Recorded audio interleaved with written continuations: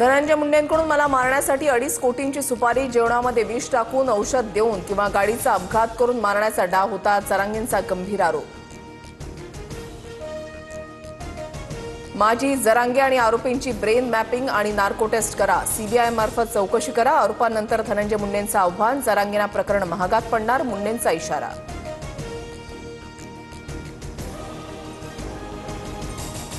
धनंजय मुंडेंचा narco टेस्टसह CBI चौकशीचं आव्हान जरांगेंनी स्वीकारलं। पत्रकार परिषदेमध्ये जरांगेंनी आरोपींची थेट ऑडिओ क्लिपच ऐकवली। जरांगेंच्या आरोपांवर पोलीस तातडीनं कारवाई करतील, मनोज जरांगेंच्या आरोपांनंतर चंद्रशेखर बावनकुळेंची प्रतिक्रिया।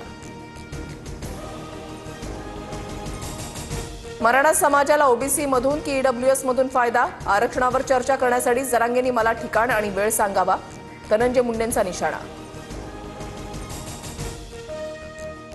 एसआयटी नेमून जरांगेंच्या हत्येच्या कटाबाबत चौकशी करावी, केंद्रीय पातळीवर ही चौकशीसाठी मागणी करणार, बजरंग सोनवणे यांची माहिती।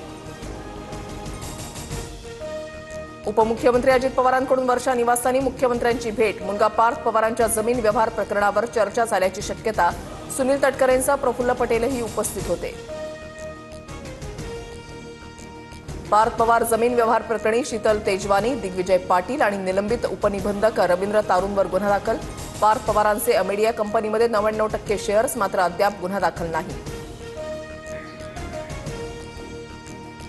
जमीन खरेदी खतामध्ये कुठेही पार्थ पवारांच्या नावाचा उल्लेख नाही, संबंधित तिघांविरोधात गुन्हा दाखल केलाय, समिती चौकशी करून अहवाल देईल, सहनोंदणी महानिरीक्षक राजेंद्र मुठे यांच्याकडून स्पष्ट।